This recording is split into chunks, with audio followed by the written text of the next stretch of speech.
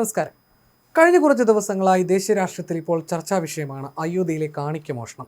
സംഭാവനയായി ലഭിച്ച സ്വർണം, വെള്ളി, വജ്രാഭരണങ്ങൾ എന്നിവ വ്യാജ വസ്തുക്കൾ പകരം വെച്ചു മാറ്റുന്നു എന്നടക്കമുള്ള ഗുരുതരമായ ആരോപണങ്ങളാണ് വലിയ വിവാദത്തിന് കാരണമായിരിക്കുന്നത്.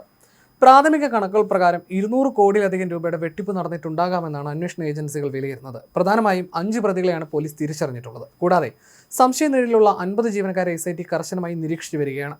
മുൻ മന്ത്രി പവൻ പാണ്ഡെ ഉൾപ്പെടെയുള്ളവർ ആദ്യഘട്ടത്തിൽ 5 കോടി മുതൽ 7.5 കോടി രൂപ വരെ നഷ്ടപ്പെട്ടു എന്നായിരുന്നു ആരോപണം ഉന്നയിച്ചിരുന്നത്. എന്നാൽ SITയുടെയും മറ്റ് അന്വേഷണ ഏജൻസികളുടെയും പ്രാഥമിക പരിശോധനയിൽ തട്ടിപ്പിന്റെ വ്യാപ്തി 200 കോടി രൂപയ്ക്ക് മുകളിൽ വരുമെന്നാണ് സൂചന. സംഭവത്തിൽ അന്വേഷണം പുരോഗമിക്കുമ്പോൾ ഞെട്ടിക്കുന്ന വിവരങ്ങൾ തന്നെയാണ് കൂടുതലായി പുറത്തു വരുന്നത്. ഏറ്റവും ഒടുവിലായി പുറത്തു വന്നത് ക്ഷേത്രത്തിലേക്ക് നൽകിയ 60 കിലോ വെള്ളിക്കെട്ടുകൾ കാണാനില്ലെന്ന വാർത്തയായിരുന്നു. പ്രാണപ്രതിഷ്ഠാ സമയത്ത് ക്ഷേത്രത്തിലേക്ക് നൽകിയ വെള്ളിക്കട്ടുകളാണ് അപ്രത്യക്ഷമായിരിക്കുന്നത്. പരാതിയിൽ കഴിഞ്ഞ 6 ദിവസമായി SIT അന്വേഷണം നടത്തി വരികയാണ്. പക്ഷേ ഒരു തരത്തിലുള്ള വിവരങ്ങൾ ലഭിച്ചിട്ടില്ലെന്നാണ് പുറത്തുവരുന്ന റിപ്പോർട്ടുകൾ. അയോധ്യ രാമക്ഷേത്രത്തിലെ ഈ വലിയ സാമ്പത്തിക ക്രമക്കേട് പുറംലോകമറിഞ്ഞത് ഒരു വിസിൽ ബ്ലോവർ വഴിയും പിന്നാലെ പ്രതിപക്ഷ പാർട്ടികൾ നടത്തിയ രാഷ്ട്രീയ ഇടപെടലുകളിലൂടെയുമാണ്.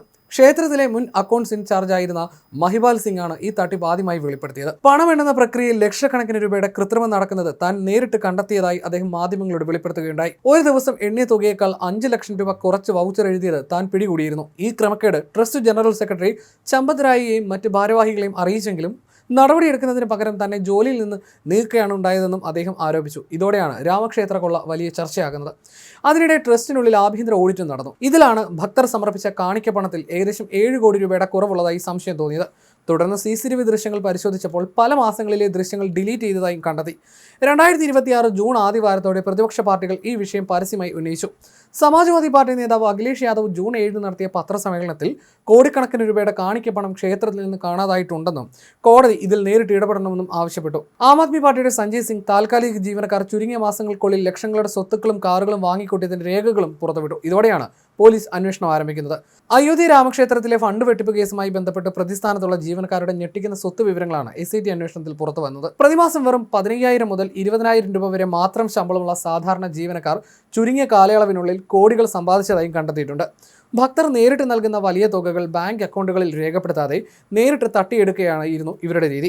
ഇക്കൂട്ടത്തിൽ ലവ് കുഷ് മിശ്ര എന്നയാൾ മുമ്പ് ഒരു കാർ മെക്കാനിക്കായിരുന്നു. ഇയാൾ പിന്നീട് ക്ഷേത്രത്തിലെ കാണിക്കപ്പണം എണ്ണുന്ന വിഭാഗത്തിലെ ജീവനക്കാരനായി മാറി. ഇയാളുടെ വീട്ടിൽ നടത്തിയ റെയ്ഡിൽ 10 മുതൽ 12 ലക്ഷം രൂപ വരെ പണമായി മാത്രം കണ്ടെടുത്തു. നോട്ടുകെട്ടുകൾ വീട്ടിലെ ചാണകക്കുഴികളിലായിരുന്നു ഇയാൾ ഒളിപ്പിച്ചിരുന്നത്. ഇയാൾ അയോധ്യയിൽ 40 ലക്ഷം രൂപ വിലമതിക്കുന്ന ഭൂമി സ്വന്തമാക്കുകയും അവിടെ വീട് നിർമ്മാണം ആരംഭിക്കുകയും ചെയ്തിട്ടുണ്ട്. അപ്പോൾ എത്രമാത്രം അടിച്ചു മാറ്റിയിട്ടുണ്ടാകുമെന്നത് ഓർക്കണം. എന്നാൽ കുടുംബസ്വത്ത് പണയം വെച്ചാണ് ഈ തുക ഉണ്ടാക്കിയതെന്നാണ് ഇയാളുടെ പിതാവ് അവകാശപ്പെടുന്നത്. അതിനിടെ ക്ഷേത്രത്തിൽ സ്ഥാപിച്ചിട്ടുള്ള CCTV ക്യാമറകളിൽ നിന്നുള്ള ദൃശ്യങ്ങൾ പരിമിതമായ കാലയളവിലേക്ക് മാത്രമേ സൂക്ഷിക്കുകയുള്ളൂ എന്നതും അന്വേഷണത്തിൽ ഒരു പ്രതിസന്ധിയാണ്. 45 ദിവസങ്ങളിലേക്ക് മാത്രമേ ക്ഷേത്രത്തിലെ ദൃശ്യങ്ങൾ സൂക്ഷിക്കുകയുള്ളൂ. അതിനുശേഷം ദൃശ്യങ്ങൾ ഓട്ടോ ഡിലീറ്റ് ആയി പോകുമെന്നാണ് വിവരം. ദൃശ്യങ്ങളിൽ തിരിമറി നടന്നിട്ടുണ്ടാകാമെന്നതിൻ്റെ സൂചനകളും അന്വേഷണ ഉദ്യോഗസ്ഥർക്ക് ഇതിനകം ലഭിച്ചിട്ടുണ്ട്. അതേസമയം SIT സംശയിക്കുന്നവരുടെ പട്ടികയിൽ 150ഓളം പേരുണ്ടെന്നും ഇതിൽ 25ഓളം പേർക്കെതിരെ നടപടിയുണ്ടാകാൻ സാധ്യതയുണ്ടെന്നും ചില ദേശീയ മാധ്യമങ്ങൾ റിപ്പോർട്ട് ചെയ്യുന്നുണ്ട്. ഇതുവരെ ചോദ്യം ചെയ്തവരോട് അടുത്ത ഉത്തരവുണ്ടാകുന്നതുവരെ അയോധ്യ വിട്ടു പോകരുതെന്നും നിർദ്ദേശമുള്ളതായും മാധ്യമങ്ങൾ റിപ്പോർട്ട് ചെയ്യുന്നു. വിഷയം ഉത്തർപ്രദേശ് സർക്കാരിനും BJPക്കും രാഷ്ട്രീയമായി വലിയ വെല്ലുവിളിയാണ് ഉയർത്തുന്നത്. UPയിലെ നിയമസഭാ തെരഞ്ഞെടുപ്പിന് ഇനി അധിക സമയമില്ല. 2027 ആദ്യ പകുതിയിലാണിത്. അതിനിടെ ഇപ്പോൾ ഉയർന്നു വന്ന ക്ഷേത്ര ഫണ്ട് വിവാദം BJPയെ ബാധിക്കുമെന്ന കാര്യം ഉറപ്പാണ്. എന്നാൽ ശക്തമായ മറുപടി നൽകിയാണ് യോഗി ഈ വിഷയത്തെ പ്രതിരോധിക്കുന്നത്.